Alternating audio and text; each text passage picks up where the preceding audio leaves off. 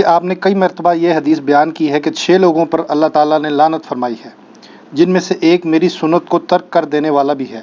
چنانچہ اس دن میں جو لوگ فرض نماز سے جڑی ہوئی 12 سنت موقدہ چھوڑ دیتے ہیں، کیا وہ لوگ لعنت کے مستحق نہیں قرار پائیں گے؟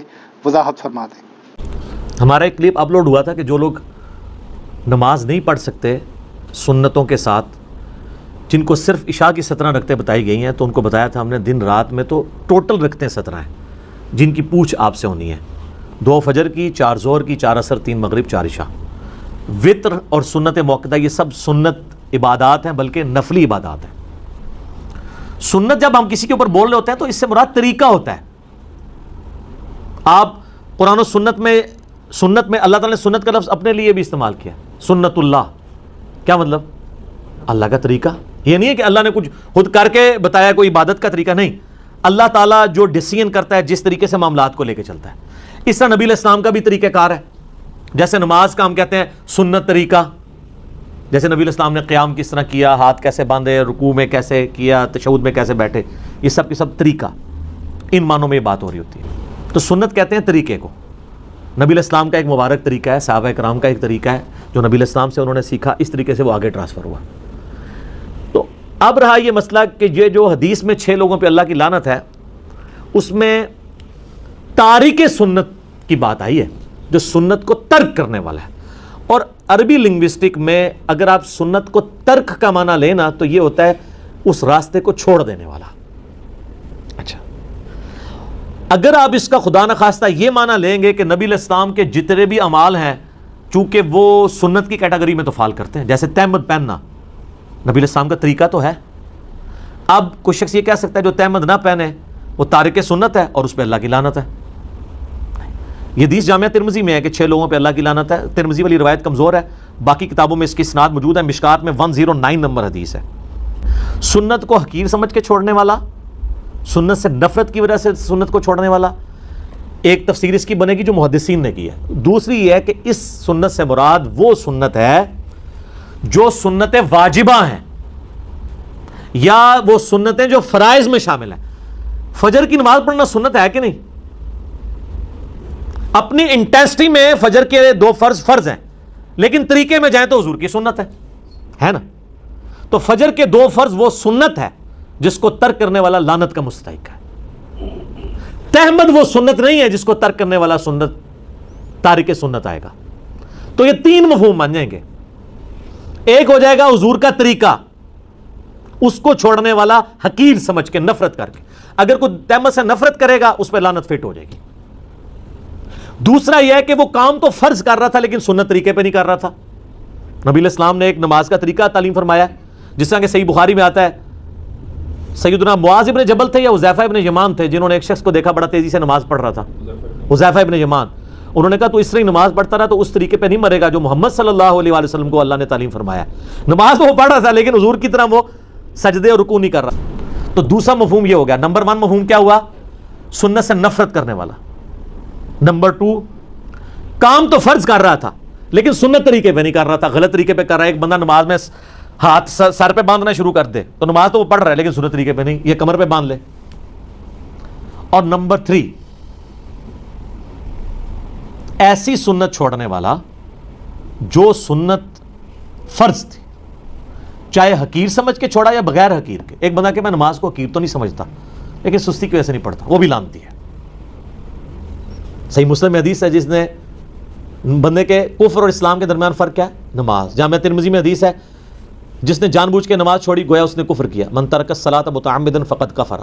جامعہ ترمذی میں شقیق تابعی کا قول ہے کہ صحابہ کرام تارک نماز کے سوا کسی اور کے اوپر کفر کا فتویٰ نہیں لگاتے تھے، اور کفر کا فتویٰ تو قرآن میں آیا ہے، وَأَقِیمُوا الصَّلَاةَ وَلَا تَكُونُوا مِنَ الْمُشْرِكِينَ، سورہ الروم میں، نماز کو قائم رکھو اور مشرکین میں سے نہ ہو جاؤ۔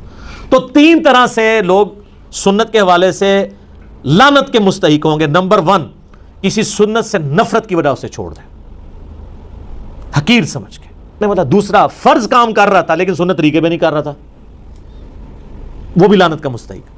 اور نمبر 3، وہ سنتیں جو حضور نے فرض کے طور پہ تعلیم فرمائی ہیں، دین میں ضروری جاری کی ہیں اور اس کے چھوڑنے پہ وعید بتائی ہے، اس کو چھوڑنے والا بھی لعنتی ہوگا۔ اب آ جائیں یہ فرض کی جو 12 سنتیں ہیں، کس ضعیف حدیث کے اندر صحیح تو ہی نہیں ہے یہ 12 سنتیں چھوڑنے والے کے اوپر حضور کی کوئی وعید موجود ہے؟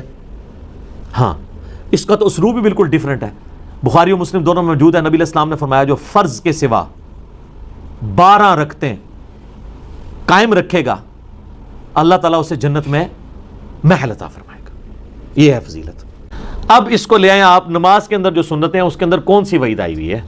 اس میں تو بخاری مسلم میں آتا ہے جو فرض کے علاوہ 12 رکھتے پڑھ لے گا اسے جنت میں اللہ تعالیٰ محل دے گا، ایک فضیلت کی بات ہے، اور جو نہیں پڑھے گا ظاہر اسے نہیں ملے گا، دیٹس آل۔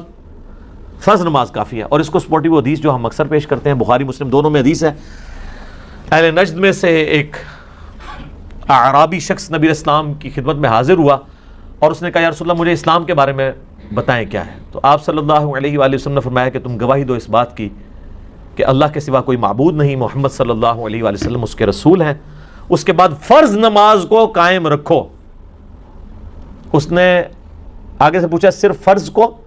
آپ فرمایا الا یہ کہ تم نفل نماز بھی پڑھ لو، یعنی اس کے اندر نفلی نماز، نفل عربی میں کہتے ہیں اضافی کو ہیں، سر اس کا مطلب ہی اضافی ہے، نفل عربی میں کہتے ہیں اضافی کو، اسی لیے انفال جو ہے مال غنیمت کو کہا جاتا ہے کہ وہ اضافی مال ہے جو آپ کو مل گیا ہے، آپ کا مقصد دشمنوں کا مال لوٹنا نہیں تھا، اللہ کے لیے ان سے جنگ کرنا تھا، مال تو بونس میں مل گیا، سورۃ الانفال آئی ہے نا۔ پھر کہا کہ فرض روزے قائم رکھو، ہاں مگر یہ کہ کبھی تم نفلی روزے رکھنا چاہو، فرض زکوٰۃ ادا کرو، ہاں یہ کہ کبھی تم نفلی صدقہ کرنا چاہو۔ تو اس نے کہا یا رسول اللہ جو آپ نے مجھے بتایا نہ میں اس میں کمی کروں گا نہ زیادتی۔ تو جب وہ مڑا تو آپ علیہ السلام فرمایا اگر یہ اپنی بات پہ قائم رہا تو کامیاب ہو گیا۔ اور ایک اور حدیث بخاری مسلم میں آتی ہے کہ نبی علیہ السلام نے کہا کہ فرض نماز قائم رکھ، فرض زکوٰۃ دے، فرض روزے رکھ۔ اس نے کہا یا رسول اللہ نہ میں کمی کروں گا نہ زیادتی۔ تو آپ علیہ السلام جب وہ مڑا تو آپ فرمایا کسی نے اگر کوئی جنتی شخص دیکھنا تو اس کو دیکھ لو۔ تو فرض نماز تھی، فرض نماز تو وہی ہے جسے عموماً فرض نماز کہا جاتا ہے۔ اب انہوں جو رکھتے ہیں جوڑی ہوئی ہیں ساتھ، پھر اس میں مؤکدہ بھی ہیں غیر مؤکدہ بھی ہیں، کتنی ہیں؟ یہ بھی فقہ کی ٹرم میں، عربی میں 2 ہی چیزیں ہیں حدیث کی ٹرم میں، فرض نماز اور نفل نماز۔ نفل ان اضافی، فرض وہ، نفل ان میں اب آپ کی سنت مؤکدہ بھی ہے غیر مؤکدہ بھی ہے، واجب جس کو یہ کہہ رہے ہیں وطر وہ بھی جو ہے وہ سنت مؤکدہ میں، سنن دارمی میں، سنن کبریٰ البیہقی میں، باقی کتابوں میں موجود ہے مولا علی کا قول کہ وطر سنت ہیں سنت ہیں سنت ہیں لیکن انہیں مت چھوڑو، یعنی سنت یعنی حضور کا طریقہ تو ہے، اور اس اعتبار سے وہ کہہ رہے ہیں یہ سنت کی کیٹیگری میں فال کرتا ہے اپنی انٹینسٹی کے مطابق، تو اسے مت چھوڑنا، لیکن اسے مت چھوڑو مراد یہ کہ فرض تو نہیں ہے لیکن یہ تاکیدی سنت ہے، اس پہ عمل کر لو، وعید پھر بھی کوئی نہیں۔ تو لہٰذا جو سنت مؤکدہ تاکید کی گئی سنتیں ہیں ہماری کوشش ہوتی ہے ہم اسے پڑھیں، کبھی کبھار کبھی کوئی علمی مصروفیت کی وجہ سے چھوڑنی پڑ جائیں یا کبھی سفر کی وجہ سے وہ ایک علیحدہ چیز ہے، ادروائز عموماً کوشش ہوتی ہے کہ سنتیں بھی پڑھی جائیں، لیکن اگر کوئی چھوڑ بھی دیتا ہے اس کے اوپر کوئی وعید نہیں ہے، کوئی وہ حرام کا مرتکب نہیں ہے، وہ کوئی لعنت کا مرتکب نہیں ہے۔